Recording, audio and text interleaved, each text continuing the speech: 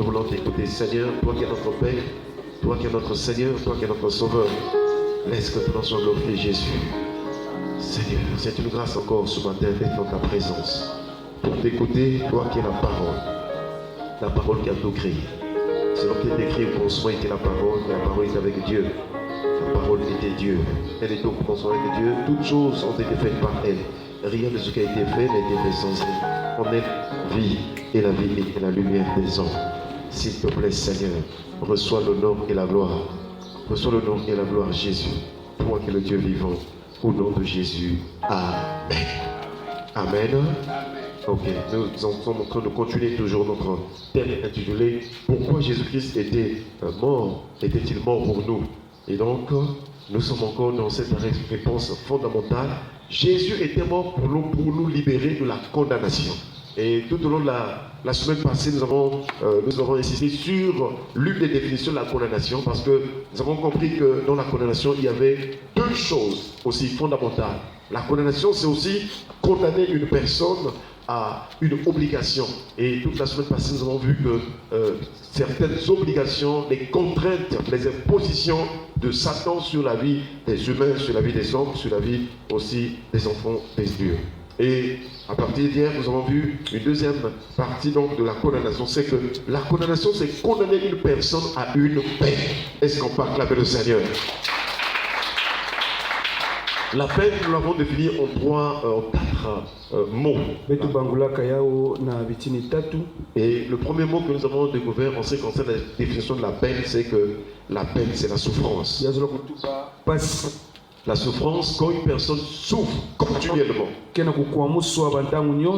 quand une personne traverse toujours des moments de souffrance,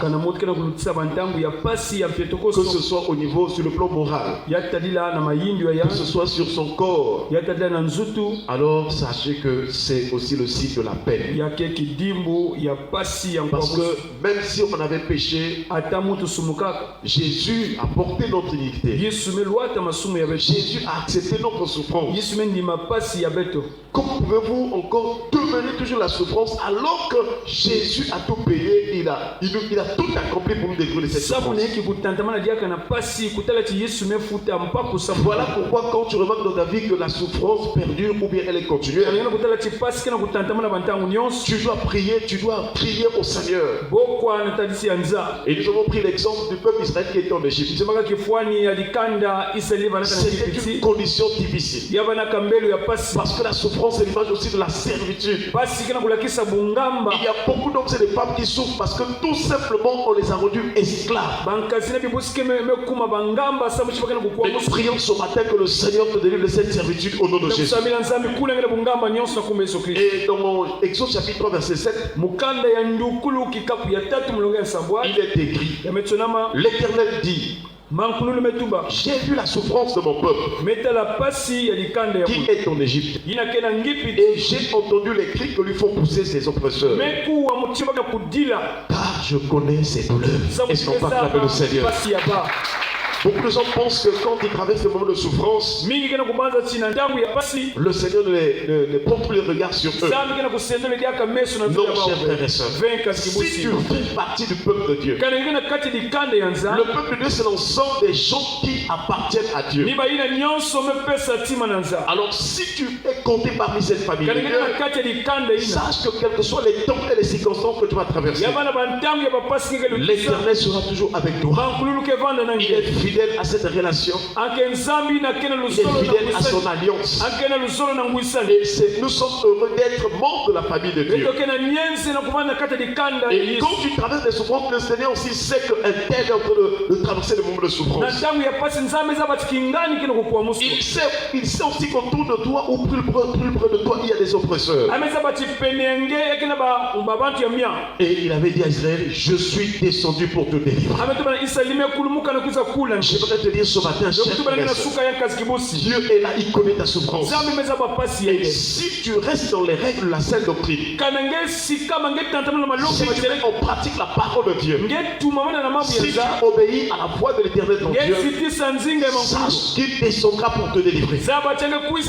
Quel que soit le nombre des années que tu as eu à faire, dans cette situation-là, dans ce problème-là, Dieu est le Dieu des délivrances. Reçois ta délivrance ce matin au nom de Jésus. Alléluia. Amen. Et le signe que tu es membre de cette famille, tu dois avoir la foi en Dieu. La foi, c'est l'une des armes puissantes qui te sortira vainqueur de toute souffrance de travail. Et c'est pourquoi l'apôtre Pierre nous rappelle cela. Dans 1 Pierre chapitre 5 verset 8 à 9. Il dit soyez sobre. Lorsque tu traverses la souffrance, ne sois pas orgueilleux. Ne complique pas les choses, sinon la souffrance va encore vraiment perdurer. Il faut s'adapter à tous les terrains, à tous les temps. Si tu traverses des moments d'abondance, gloire au Seigneur. Si tu traverses des moments de famine, gloire au Seigneur. Dieu ne change pas. Quelles que soient les douleurs, les souffrances, Dieu ne change pas. Et alors tu dois toujours garder la foi en ce Dieu-là. Sois simple, sois humble. Sois soumis à la parole de Dieu. C'est ça aussi la sobriété. Ensuite il dit veillez. Tu dois faire attention à ce qui se passe autour de toi. Tu ne dois pas laisser n'importe quelle parole, on te dit, tu restes calme, tu le fais rien. Non. Il faut chercher à comprendre le sens des choses et aussi des paroles que Dieu dit. Parce qu'il y a des malédictions, des choses que Dieu libère autour de toi, ou bien parfois toi tu banalises. Il dit veillez.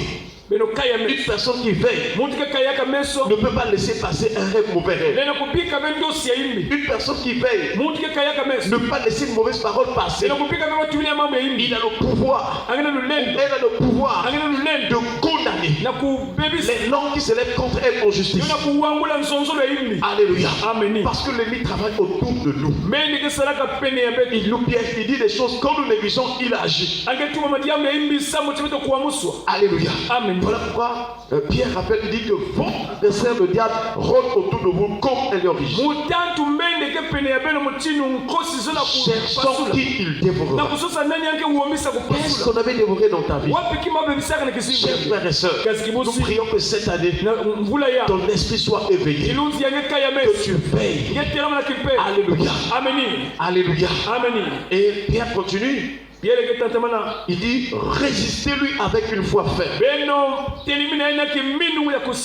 Qui on doit rester? Satan, le diable. Avec tous ses démons, avec toutes ses œuvres dans ce monde. Toutes ses œuvres dans ta famille. Toutes ses œuvres dans là où tu travailles. Voilà pourquoi tu dois résister. Mais l'arme qui te permet de résister, c'est la foi.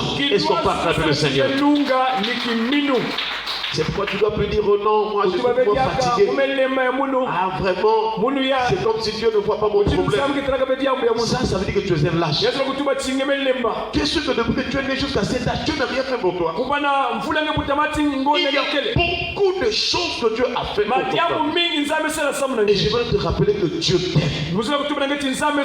Il a fait trop de choses pour toi. Mais c'est toi qui n'es pas reconnaissant. Tu oublies l'amour de Dieu. Tu viens auprès de Dieu par intérêt. Dès que tu reçois ce que tu as, tu t'affaiblis, tu t'occupes plus des choses de Dieu. Non, chers frères et sœurs, le signe que tu es un élu, il faut être reconnaissant. Alléluia. Chers frères et sœurs, il dit, sachant que les mêmes souffrances sont imposées à vos frères dans le monde. Donc,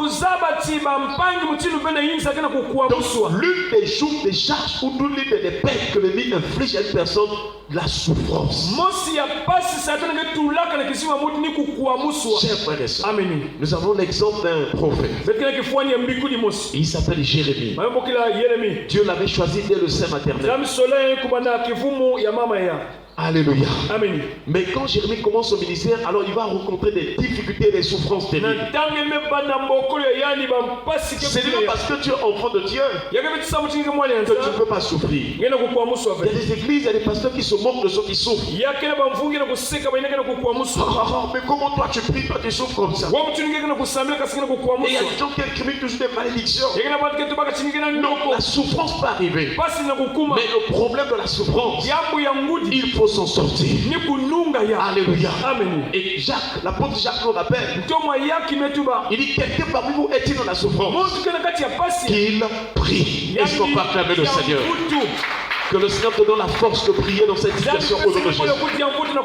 Si tu veux être pépélé, tu veux être en paix, malgré les oppressions, malgré les combats, tu dois être dans la prière. Ne passe pas ton temps à calomnier. Ne passe pas ton temps à...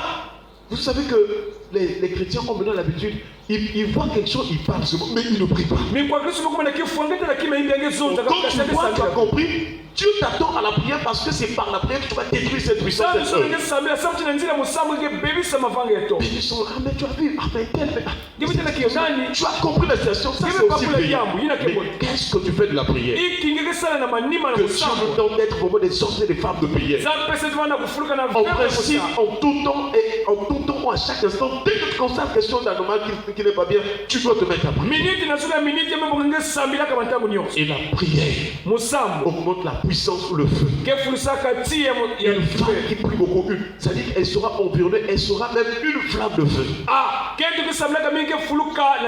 C'est pendant qu'ils étaient dans la chambre haute le jour de la Pentecôte, ils étaient en train de prier.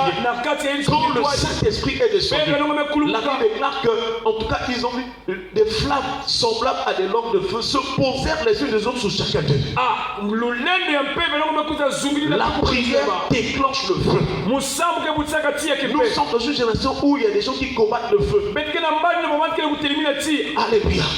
Mais Dieu est un feu de devant. Dieu dans sa nature, il est feu. Et il est venu habiter en nous, il nous a apporté aussi le feu. Et un chrétien qui n'a pas de feu, c'est triste. Le gars va balloter ta vie. Tu dois être rempli du feu de Dieu. Afin que par tes prières, par tes paroles, et dans tout ce qui te concerne, que le feu se dégage en toi. Tu ne sais pas les pratiques qui sont en train d'être faites. Pendant que tu es là, parfois il y a des gens qui font des bêtises. Il y a des gens qui se rassemblent dans leur monde mystique pour vouloir t'envoyer des mauvais sorts.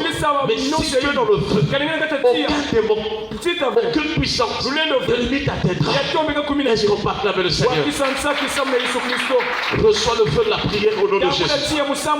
Chers frères et sœurs, ne laisse plus ta vie être jouée par l'ennemi. Si tu te mets à prier, ça changera. Ne sois plus dans la distraction. Et malheureusement pour Jérémie, il aimait les autres. Il voulait le salut des autres. Il conseillait les autres. Il voulait ramener les autres à la voie du Seigneur. Mais les autres là étaient déjà infestés par le monde. Et un jour, Jérémie, il a commencé à se poser la question. Nous sommes dans Jérémie chapitre 15, le verset 18. Il dit, pourquoi ma souffrance est-elle continuelle? Pourquoi ma plaie est-elle douloureuse? Et ne veut-elle pas se guérir? Seras-tu pour moi comme une source trompeuse? Comme une eau dont tu n'es pas sûr? Jérémie est consacré dans le sein maternel. Il est en train de traverser la souffrance. Chers frères et sœurs, mais comme vous lisez bien, Dieu avait permis qu'il y ait la souffrance parce que Jérémie, au lieu de laisser les gens venir dans la voie de Dieu, lui il suivait encore les gens. C'est la souffrance qui t'a vu. Tu ne dois pas suivre les païens, tu ne dois pas être derrière ceux-là qui sont dans les mauvais comportements. Tu ne dois pas suivre les mauvaises habitudes. C'est aux autres de suivre la sanctification dans ta vie. Ils voient vraiment quelque chose de Dieu. Malheureusement, beaucoup de chrétiens mélangent les choses. Ils viennent à l'église, ils écoutent la parole, mais en dehors de l'église, ils vivent comme les païens. Ils font les mêmes choses que les païens. Et la souffrance va demeurer. Et Dieu a dit à Jérémie, si tu te rattaches à moi, si tu les laisses, eux, ils doivent voir la situation, ce qui est précieux en toi pour qu'ils viennent. C'est dans la prière que tu vas te sanctifier. Chers frères et sœurs, tu dois abandonner ce qui est vil et profane. Combien de chrétiens écoutent encore la musique du monde? Combien de chrétiens embrassent encore les choses du monde? Les gens jouent avec la sainteté. Mais au jour du jugement, beaucoup vont rester. Aujourd'hui, il y a des milieux où même quand tu prêches, on va dire non, tu ne dois pas toucher telle chose, parce que peut-être le non. Mais comme Jésus était dans tout milieu, il est la vérité. Parce que si tu ne prêches pas la vérité, il y a des gens qui sont aveuglés. Que Dieu nous aide de rester dans la vérité. Tout le monde ne peut pas accepter ça. Même quand le Saint-Esprit s'est manifesté, le jour de la Pentecôte, il y avait quand même des moqueurs. Je dis, oh, ils sont pleins de vanité. Voyez-vous? Voilà pourquoi il faut tant mieux rester dans la vérité. Que les gens se moquent de toi ou pas, tu dois rester dans la vérité. Est-ce qu'on passe avec le Seigneur?